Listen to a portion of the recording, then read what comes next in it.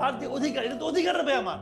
আপনি যারা বলতেছেন যে ইউনূসকে 5 বছর রাখতে হবে, ওনারা ওনাদের ভালোবাসা থেকে বলতেছেন, ওনাদের ভালোবাসাকে আমি অনার করি, কিন্তু পাশাপাশি আমি ওনাদেরকে বলবো যে আপনি কি সবার কাছে জিজ্ঞাসা করছেন? না। সবার মতামত দিচ্ছেন? না। সবার মতামত যখন নিতে পারবেন, সেটাকে আমি ডেমোক্রেসি বলতে পারবো। অ্যাবসলিউটলি। আপনি আজকে ইউনূসকে বলবেন, আমি একটা কথা বলে শেষ করি, আজকে আপনি ইউনূসকে ভালো বলতেছেন, আচ্ছা কালকে যদি ইউনূস মারা যায় তখন আপনি কি করবেন? তখন আপনি আরেকজন ইউনূসকে কোথায় পাবেন? পাবেন তো না। কিন্তু সেক্ষেত্রে আপনাকে কি করতে হবে? আপনাকে একটা সিস্টেম ক্রিয়েট করতে হবে। আপনার সংস্কারের কথা বলেন যে একটা সিস্টেম ক্রিয়েট করবেন, আপনারা নিজেরাই তো সিস্টেম ভাঙার চেষ্টা করতেছেন যে উনাকে রাখতে হবে। কেন? উনার যদি জনগণের সমর্থন থাকে তাহলে উনি তো একটা পার্টির সঙ্গে আছেন অথবা পরোক্ষভাবে আছেন, উনি প্রকাশ্যে চলে আসেন, ওই পার্টির নেতৃত্ব দেন, ইলেকশন করেন। যদি জনগণ আপনাকে চায় আপনি নির্বাচিত হবেন। ওনার তো টাকার অভাব নাই, 666 কোটি টাকা তো কয়েকদিন আগে মাফ করে নিচ্ছেন, টাকার তো অভাব নাই রে ভাই, ওই টাকা দিয়ে ইলেকশন করেন না, অসুবিধা দেখুন। কামাল ভাই, আপনি এই প্রসঙ্গটা নানা সময় তুলেছেন তুষার ভাইও, সেই জন্য এই প্রসঙ্গে আমি কথা বলতে চাই যে 24-এর পরবর্তী, বিশেষ করে এই যে জুলাই আন্দোলনের পরবর্তী সময় আমরা একটা নতুন বন্দোবস্ত চেয়েছিলাম, নতুন সিস্টেম চেয়েছিলাম, আমাদের আশা সাংঘাতিকভাবে ভঙ্গ হয়েছে।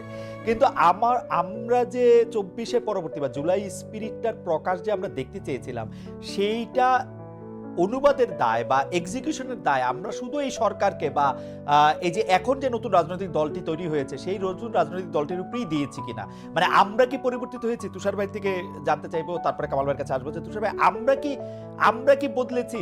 ধরা যাক এই আন্দোলনটা তো আমাদের সবারই আন্দোলন ছিল, আমরা তো চাই নাই যে এতদিন ধরে একটা অগণতান্ত্রিক সরকার ক্ষমতার মধ্যে থাকুক, নির্বাচনের নামে প্রহসন করে যারা ক্ষমতার মধ্যে থেকে আছে তাদেরকে আমরা তাড়িয়েছি ঠিকই, কিন্তু নতুন রাজনৈতিক বন্দোবস্ত আমরা চেয়েছি কেবলমাত্র সরকারের কাছ থেকে, কেবলমাত্র এই বৈষম্য বিরোধী ছাত্র আন্দোলনের কাছ থেকে। এটা আমাদের ঠিক হয়েছে কিনা, আমরা নিজেরা বদলেছি কিনা তুষার ভাই? কারণ আমি আসলে গণমাধ্যমে কোনো বদল দেখি না, নামগুলির বদল ছাড়া বেশিরভাগ ক্ষেত্রে।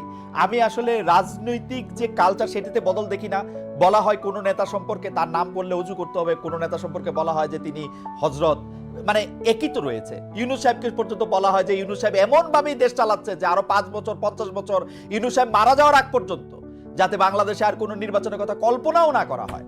তো এইটা তো আমরাই তো আসলে বদলাই নাই। এইটা নিয়ে আপনাদের দুজনের মন্তব্য একটু আমরা শুনতে চাইবো, যে এটা আমার মতামত যে আমরা বদলেছি কিনা। আমরা বদলেছি কিনা এই প্রশ্নটা আসলে একটু জটিল, কেননা আমরা বলতে আসলে আমরা কাকে বুঝি? এই রাজনৈতিক দল এবং সরকার বাদে বাকিরা না, আরবান এলিট শ্রেণী বদলায় নাই, কিন্তু আমাদের গ্রামের মানুষ কোনোদিন বদলাই নাই। আমাদের গ্রামের মানুষ কিন্তু সবসময় খুবই সাধারণ, তারা খুব বেশি জিনিসপত্র খোঁজে না, এমনকি সরকারে কে আছে কে নাই এটা নিয়েও তারা খুব একটা মাথা ঘামায় না। তারা দেখতে চায় সরকার তাদের জীবন মানের উন্নয়নের জন্য কি করছেন, তারা জানতে চায় তারা বিচার সালিশ এইসব জায়গাতে তারা বিচার পাচ্ছেন কিনা, সালিশ পাচ্ছেন কিনা। তারা দেখতে চায় তাদের মধ্যে যারা দরিদ্র তারা ঋণ পাচ্ছেন কিনা, তাদের মধ্যে যারা দরিদ্র তাদের পাশে এসে সরকার বিভিন্ন সময় দাঁড়াচ্ছেন কিনা, এই ব্যাপারগুলি গ্রামের মানুষ জানতে চায়। গ্রামের মানুষের কাছে কাবিখা টাবিখা, গ্রামের মানুষের কাছে এই দরিদ্র ভাতা, বৃদ্ধ ভাতা কিংবা বিধবা ভাতার যে কর্মসূচি, এগুলার যত গুরুত্ব রয়েছে আসলে সরকারে কে আছে এবং নাই এগুলা নিয়ে তাদের কিন্তু অত মাথা ব্যথা নাই। তারা জানতে চায় যে সেচের জন্য যে বিদ্যুৎ, সেই বিদ্যুতের দাম তাদের গ্রহণযোগ্য মাত্রায় আছে কিনা, তারা সার বীজ কীটনাশক সময় মতো পাচ্ছে কিনা, তাদের বাড়ির যে বড় ছেলে কিংবা মেজ ছেলে সে এইখানে চাকরি না পেয়ে বিদেশে গিয়ে বাংলাদেশে যে কাজ সে করতে চায় না এমন কাজ করে হলেও বাংলাদেশে কিছু রেমিটেন্স বা জীবনের জন্য প্রয়োজনীয় কিছু অর্থ পাঠাতে পারছে কিনা। বলে আমাদের সাধারণ মানুষ কিন্তু আসলে জীবনও কখনো বদলায় নাই, তাদের নতুন করে বদলানোর কিছু নাই, তারা ওই সিম্পল লিভিং এর মধ্যে আছেন। দরিদ্র মানুষ তারা তাদের জীবন মানের উন্নয়নের জন্য প্রতিদিন পরিশ্রম করে চলেছে, কিন্তু বদলায় নাই যারা, তারা হচ্ছেন আরবান এলিট। তারা গত 20-25-30 বছরে এক ধরনের স্বৈর শাসন অথবা সিউডো গণতান্ত্রিক সমাজে বসবাস করার কারণে তাদের যে চারিত্রিক অধঃপতন হয়েছে, সেই অধঃপতন থেকে তারা বদলান নাই।